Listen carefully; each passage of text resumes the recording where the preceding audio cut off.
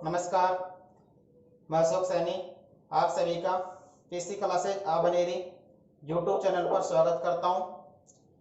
और आज से हम क्लास 12 की मैथ की वीडियो कंटिन्यू कर रहे हैं। तो इसका चैप्टर संख्या 3 आपको पढ़ाते हैं आयु। इसमें से एग्जाम में आपके एक नंबर का सवाल आएगा, एक 2 नंबर का सवाल आएगा।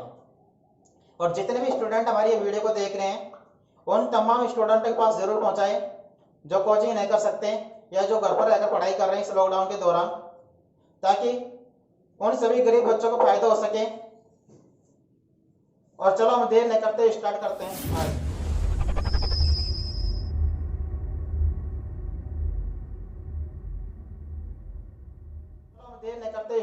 हैं। आयु। देखो इसको इंग्लिश में बोलते हैं मैट्रिक्स। अब आयु होता है क्या वो देखो आप पहले तो आप देखो आयु, जैसे आपके दो फ्रेंड है राम और श्याम, जैसे आपके दो मित्र हो गए राम और एक हो गए श्याम। अब जैसे राम के पास ऐसे पुस्तक की संख्या कितनी है ये देखो आप, जैसे राम के पास पुस्तक है 2 और श्याम के पास है 5। राम के पास पुस्तक की संख्या है 2 और श्याम के पास है 5। और इसके पास ऐसी कलम की संख्या, इसके पास 7 और इसके पास है 9। आप कह दिया कि आप इसको आयु रूप में लिखो, तो देखो आप कैसे ले सकते हैं इसको। देखो इसको आप ऐसे ले सकते हैं, एक तो आप जैसे तो डायरेक्ट लिख दिया, यहां से देखा 2 5 7 और 9। ये तो आपके पास यहां तो राम लिख देंगे आप और ये आपने श्याम लिख दिया। यहां पर ये पुस्तक हो गई और ये हो गई कलम। इसके अलावा आप इसको और कैसे ले सकते हो, देखो आप जैसे अब की बार आपने क्या किया, इसको क्रम चेंज कर दिया, 2 7 और ये 5 9। और जो राम और श्याम आप जहां पर ऊपर लिख रहे थे इसको आपने यहां पर लिख दिया राम और ये श्याम, और यहां पर ये पुस्तक लिख दी और ये कलम। अब इसको आप पढ़ेंगे कैसे, देखो आप जैसे राम के पास 2 पुस्तक हैं और श्याम के पास 5 पुस्तक हैं, राम के पास 7 कलम है और श्याम के पास 9 कलम है। इसको देखो आप पढ़ेंगे आप, राम के पास 2 पुस्तक हैं और 7 कलम है। यहां पर देखो राम के पास 2 पुस्तक हैं और 7 कलम है, श्याम के पास 5 पुस्तक हैं और 9 कलम है, श्याम के पास 5 पुस्तक हैं और 9 कलम है। तो इसको आप इस प्रकार लिख सकते हैं। तो आयु की परिभाषा क्या हो गई, ये देखो। अब देखो इसको साफ कर रहा हूं, ये आपने समझ लिया होगा इसको आपने। देखो आयु संख्या या पन्नों का, आयु संख्या या पन्नों का आयताकार विन्यास है।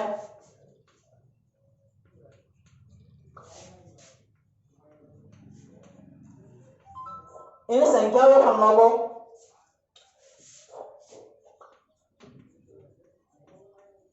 इन संख्याओं या पन्नों को इन संख्याओं या पन्नों को आयु के अवयव अथवा प्रविष्टि कहते हैं।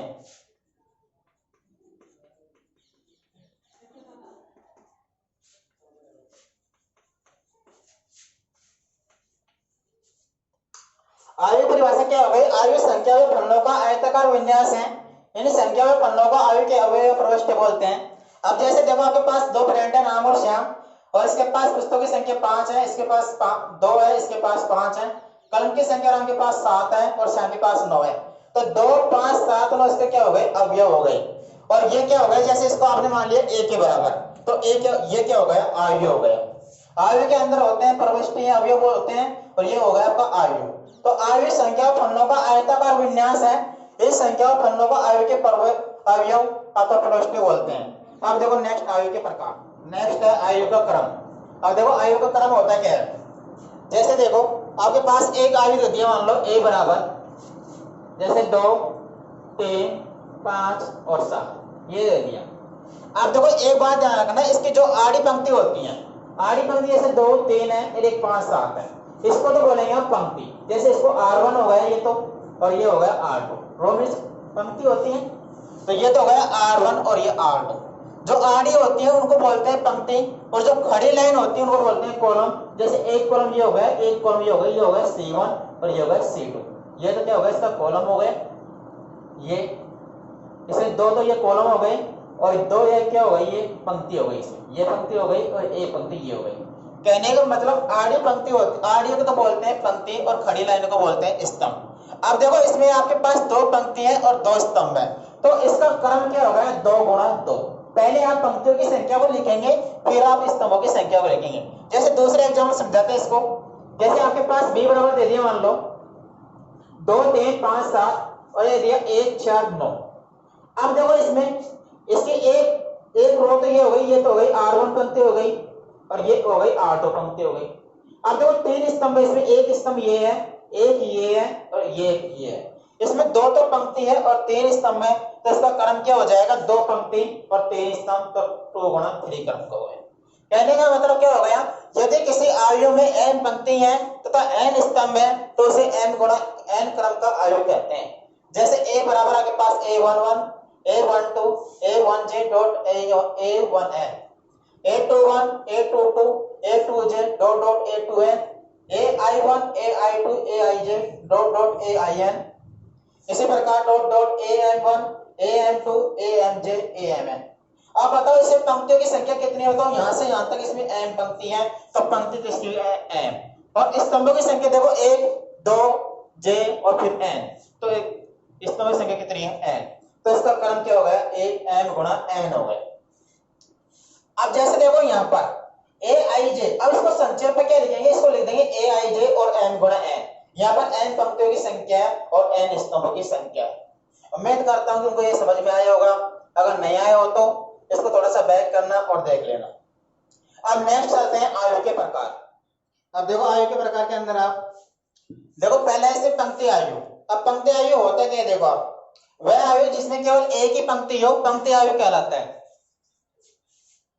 देखो वह आयु जिसमें केवल एक ही पंक्ति हो, पंक्ति आयु कहलाता है। इसका क्रम 1 गुणा n होगा, जिसमें n क्या है, स्तंभों की संख्या है। जैसे देखो कैसे, जैसे आपके पास एक एग्जांपल है, एक आयु दे रखा है, मान लो a बराबर 2 5 9। अब देखो इससे पंक्ति तो एक ही है और स्तंभों की संख्या कितनी है, 3, तो ये आपके पास क्या हो गया, पंक्ति आयु। दूसरे एग्जांपल जैसे मान लो b बराबर आपको दे रखा है 2 3 8 11। अब देखो पंक्ति तो इसमें एक ही है और स्तंभों की संख्या, एक स्तंभ ये है, एक ये, एक ये और ये ही है, तो कितने स्तंभ हो गए, 4। तो इसका क्रम क्या होगा, 1 गुणा 4। अब देखो थोड़ी देर पहले बताया था मैंने आपको, आड़ी होती है उसको तो आप रो बोलते हैं, पंक्ति बोलते हैं, और खड़ी लाइनों को स्तंभ बोलते हैं। अब ये आड़ी पंक्ति है, एक ही है, इसमें तो पंक्ति कितनी हो गई, 1, और ये खड़ी लाइन कितनी है, 4, तो स्तंभ कितने हो गए, 4। तो इसका क्रम क्या होगा, 1 गुणा 4। अब देखो नेक्स्ट इसमें है स्तंभ आयु। अब स्तंभ आयु जैसे पंक्ति आयु क्या होता है, जिसमें केवल एक ही पंक्ति हो, वैसे स्तंभ आयु हो जाएगा। वह आयु जिसमें केवल एक ही स्तंभ हो, स्तंभ आयु कहलाता है। इसका क्रम क्या होगा, m गुणा 1 होगा, जिसमें m पंक्तियों की संख्या है। अब देखो कैसे, जैसे आपके पास यहाँ पर देखो एक, जैसे मान लो a बराबर आपको दे रखा है 3 0 2। अब बताओ आड़ी को क्या बोलते हैं आप, पंक्ति बोलते हैं, तो इसमें 1 2 और 3, तो 3 तो पंक्ति है, और खड़ी लाइन को आप स्तंभ बोलते हैं, तो कितने स्तंभ है, 1। तो इसका क्रम क्या होगा, 3 गुणा 1। सेकंड देखो, जैसे आपके पास b बराबर दे रखा है, मान लो आपके पास -a -b -c -d। अब देखो यहाँ पर ये, यहाँ पर देखो पंक्ति कितनी है, एक पंक्ति ये हो गई, एक ये हो गई, 2 3 और 4, तो पंक्ति कितनी है, 4, और स्तंभ की संख्या कितनी है, 1। तो इसका क्रम क्या होगा, 4 गुणा 1। एक बात आप हमेशा ध्यान रखना, आयु के अंदर जो होते हैं वो क्या कहलाते हैं, अवयव। जैसे a बराबर के पास 2 5 9 दे रखे हैं, तो 2 5 9 क्या हो गए, अवयव हो गए। जैसे b में आपके पास 2 3 8 11 दे रखे हैं, तो ये हो गया आपके पास ये 2 3 8 11 अवयव हो गए। एक बात और ध्यान रखना, जैसे आपके पास a बराबर यहाँ पर दे रखा है, जैसे एक आयु दे दिया a i j, और ये आपके पास m गुणा n क्रम का हो गया। अगर यहाँ पर आप i का मान 1 रखते हैं और j का मान भी 1 रखते हैं, तो आपके पास मिलता है a11। a बराबर, कहने का मतलब a11 क्या प्रदर्शित कर रहा है, a1 का मतलब होगा पहली पंक्ति और इस 1 का मतलब होगा पहला स्तंभ, यानी कि a11 किसमें है, पहली पंक्ति और पहला स्तंभ का आयु है। जैसे देखो मान लो आप i का मान तो आपने कितना रखा, 3 रखा, और j का मान आपने 2 रखा, तो आपके पास a बराबर मिलता है a 3 2।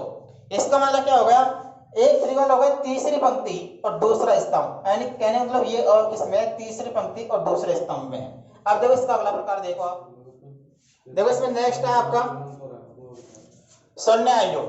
देखो शून्य आयु क्या कहलाता होता है, वह आयु जिसका प्रत्येक अवयव क्या हो, शून्य हो, शून्य आयु कहलाता है। सामान्यतः इसे ओ से व्यक्त करते हैं। अब देखो जैसे आपके पास है, देखो इसमें प्रत्येक अवयव से क्या है, शून्य है, तो इसका मतलब ये क्या हो गया, शून्य आयु। इसको देखो इसमें प्रत्येक अवयव से क्या है, शून्य है, तो ये आपका क्या हो गया, शून्य आयु। नेक्स्ट देखो इसमें वर्ग आयु। और वर्ग आयु होता क्या है वो देखो आप, वह आयु जिसमें पंक्तियों और स्तंभों की संख्या समान हो या फिर बराबर हो, वर्ग आयु कहलाता है।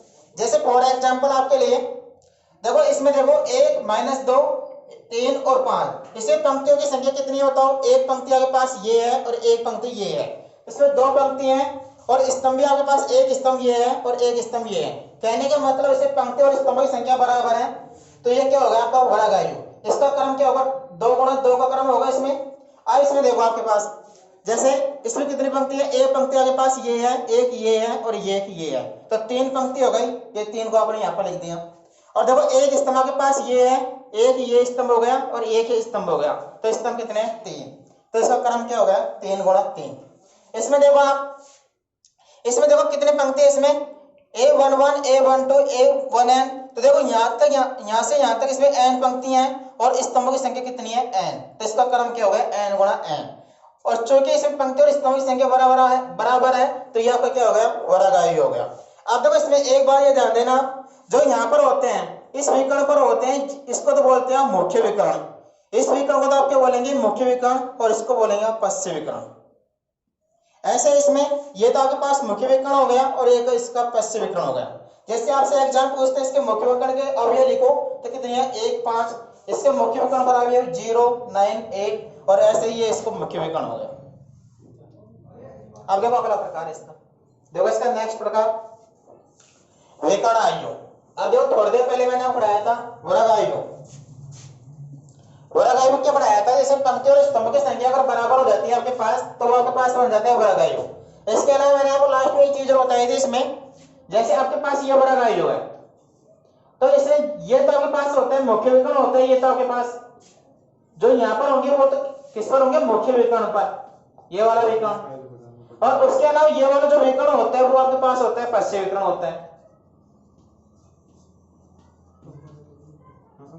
कहने का मतलब ये वाला विकर्ण तो आपके पास कौन सा होगा, मुख्य विकर्ण होगा, और ये आपके पास होगा पश्च विकर्ण। ये मैंने आपको अभी थोड़ी देर पहले बताया था। अब देखो आप विकर्ण आयु क्या होगा, वह वर्ग आयु जिसमें मुख्य विकर्ण के अवयव के अतिरिक्त से सभी अवयव शून्य हो, विकर्ण आयु कहलाता है। देखो कैसे, देखो ये इसका होगा मुख्य विकर्ण, अब देखो इसके अतिरिक्त इसके दोनों अवयव क्या है, शून्य है। अब देखो इसमें ये इसका मुख्य विकर्ण हो गया, अब इसके अतिरिक्त शेष अवयव क्या है, शून्य है, तो ये आपके पास क्या बन गया, विकर्ण रूप विकर्ण आयु। कहने का मतलब aij जब 0 के बराबर कब होगा, जब i ≠ j। कहने का दोनों बराबर नहीं होना चाहिए। अब देखो नेक्स्ट इसमें क्या है, अदिश आयु। अदिश आयु क्या है, एक विकर्ण आयु का एग्जांपल है। कैसे, वह विकर्ण आयु जिसमें मुख्य विकर्ण के सभी अवयव समान हो, अदिश आयु कहलाता है। अतः देखो ये इसका मुख्य विकर्ण हो गया। और देखो यदि आपके पास मुख्य विकर्ण में सभी अवयव अगर समान हैं, तो वो आपके पास क्या बन जाएगा, अदिश आयु। कहने का मतलब i अगर j के बराबर नहीं है, तब तो आपके पास क्या होगा, 0, और जब i j के बराबर है और k 0 के बराबर नहीं है, तो आपके पास मिलेगा k। कहने का मतलब ये आपके पास बराबर मिलेगा। जैसे देखो अगर आप इसको देखेंगे A11, ये आपके पास A22 लिखेंगे इसको आप, और इसको लिखेंगे A33। अब देखो इसमें i, ये तो i का मान 1 है, j का मान 1 है, i का मान 2, j का मान 2, i का मान 3, j का मान 3। कहने मतलब i j के बराबर है यहाँ पर, तो आपको क्या मिल रही है, कांस्टेंट राशि k मिल रही है, जिसका मान 0 के बराबर नहीं है, और ये क्या है, यहाँ पर समान है। देखो यहाँ पर -3 है, -3 है, -3 है। कहने का मतलब यदि विकर्ण आयु में मुख्य विकर्ण के सभी अवयव आपके पास क्या हो जाते हैं, समान हो जाते हैं, तो वो आपको कहलाता है अदिश आयु। अब देखो इसका नेक्स्ट प्रकार, नेक्स्ट इसका है इकाई आयु। अब देखो इकाई आयु होता क्या है, ये एक अदिश आयु के एग्जांपल है। ये देखो वह अदिश आयु जिसमें मुख्य विकर्ण के सभी अवयव इकाई हो, इकाई आयु कहलाता है। कैसे, देखो ये इसका मुख्य विकर्ण होगा, और मुख्य विकर्ण के सभी अवयव क्या है, इकाई है। देखो ये भी एक है और ये भी एक है, ये देखो यहाँ पर इसके मुख्य विकर्ण के सभी अवयव क्या बताओ, इकाई है, एक एक एक, तो ये आपके पास क्या होगा, इकाई अवयव। कैसे देखो, अब इसको व्यापक रूप में लिखना चाहिए तो आई एन बराबर ए आई जे एन गुणा एन। अब देखो यहाँ पर एन गुणा एन क्या है, इसका क्रम है, और पंक्ति और स्तंभ संख्या तो बराबर है। यहाँ पर में ए आई जे जीरो कब होगा, जब I is not equal to जे। अब देखो कैसे, यहाँ पर इसको लिखेंगे हम A11 A12 A13 A21 A22 A23, यहाँ के पास A31 हो गया, A32 हो गया और ये A33 हो गया। कहने मतलब पहली पंक्ति पहला कॉलम, पहली पंक्ति दूसरा कॉलम, पहली पंक्ति तीसरा कॉलम, दूसरी पंक्ति 2 1 का मतलब क्या हो गया, दूसरी पंक्ति पहला कॉलम, ऐसे दूसरी 2 2 का मतलब हो गया दूसरी पंक्ति दूसरा कॉलम, 2 3 का मतलब हो गया दूसरी पंक्ति और तीसरा कॉलम। तो देखो इसमें अगर आई जे के बराबर है तब तो आपके पास क्या होगा, ए। कैसे देखो यहाँ पर A11 है तो ये आपके पास हो गया ए, कहने मतलब आई और जे यहाँ पर बराबर है। यहाँ पर A22, अब देखो आई किसके बराबर है, जे के बराबर है, तो ये आपके पास यहाँ पर कितना है, ए। A33 में देखो यहाँ पर कितना है, ए, कहने मतलब आई जे के बराबर, ये आपके पास कितना हो गया, 1 हो गया। अब देखो यहाँ पर A12, अब देखो यहाँ पर आई जे के बराबर नहीं है तो 0 हो गया ये, यहाँ पर भी आई जे के बराबर नहीं है 0, यहाँ पर देखो आई जे के बराबर नहीं है 0, और यहाँ पर सेम ऐसे ही यहाँ पर हो गया। अब देखो इसका अगला प्रकार, इसमें नेक्स्ट देखो आप त्रिभुजाकार आयु। अब त्रिभुजाकार आयु में 2 है, एक तो ऊपरी त्रिभुजाकार आयु और एक है निम्न त्रिभुजाकार आयु। अब देखो ऊपरी त्रिभुजाकार आयु क्या होता है, देखो वह वर्ग आयु, कहने मतलब ये भी एक वर्ग आयु का एग्जांपल है, वह वर्ग आयु जिसमें मुख्य विकर्ण के नीचे के सभी अवयव शून्य हो, ऊपरी त्रिभुजाकार आयु कहलाता है। देखो एक बात ध्यान रखना, ऊपरी त्रिभुजाकार आयु में तो मुख्य विकर्ण के नीचे के अवयव शून्य होते हैं, और निम्न त्रिभुजाकार आयु में मुख्य विकर्ण के ऊपर के अवयव शून्य होते हैं। अब देखो ये तो आपके पास क्या होगा, देखो ऊपरी त्रिभुजाकार आयु में, ऊपरी त्रिभुजाकार आयु वह वर्ग आयु जिसमें मुख्य विकर्ण के नीचे के सभी अवयव शून्य हो, ऊपरी त्रिभुजाकार आयु कहलाता है। अब देखो ये जिसका मुख्य विकर्ण हो गया, अब मुख्य विकर्ण के नीचे के सभी अवयव क्या हो गए, ये शून्य हो गए, ये आपके पास एक ट्रायंगल बन रहा है, कहने का मतलब मुख्य विकर्ण नीचे के अवयव क्या हो गए, शून्य हो गए। यहाँ पर देखो आप, ये आपके क्या हो गया, ये सभी इसके नीचे के अवयव शून्य हो गए। कहने का मतलब ए बराबर आई ए आई जे एक एन गुणा एन कोटि का आयु दे रखे हैं, इसमें ए आई जे बराबर 0 होगा जब आई का मान जे से बड़ा होगा। कहने का मतलब अब देखो यहाँ पर अब देखो नीचे निम्न त्रिभुजाकार आयु वह वर्ग आयु जिसमें मुख्य विकर्ण के नीचे के सभी ऊपर के सभी अवयव, कहने का मतलब निम्न त्रिभुजाकार आयु में मुख्य विकर्ण के ऊपर के अवयव शून्य होते हैं, मुख्य विकर्ण के ऊपर के सभी अवयव शून्य हो तो वह निम्न त्रिभुजाकार आयु कहलाता है। कैसे देखो, अब देखो ये इसका मुख्य विकर्ण हो गया, अब देखो इसमें मुख्य विकर्ण का ऊपर का अवयव क्या हो गया, शून्य हो गया, ये इसका मुख्य विकर्ण हो गया, और ये मुख्य विकर्ण का अवयव के ऊपर के अवयव क्या हो गए, शून्य हो गए। आज तुम्हारे ये जितने भी आयु के प्रकार थे वो कंप्लीट होते हैं। अगर आपको हमारा पढ़ाया हुआ पसंद आया हो तो हमारे इस वीडियो को लाइक करें और इस चैनल को सब्सक्राइब करें और इसे दोस्तों के साथ व्हाट्सएप ग्रुप और फेसबुक ग्रुप पर शेयर करें और उन विद्यार्थियों की जरूरत तक पहुंचाएं जो कोचिंग नहीं कर सकते, यानी कि जिनकी आर्थिक स्थिति कमजोर है या किसी अन्य कारण से नहीं कर सकते, उन तक ये वीडियो जरूर पहुंचाएं ताकि आप सभी को फायदा हो सके इस फ्री क्लास का। हमारी वीडियो देखने के लिए धन्यवाद, थैंक यू।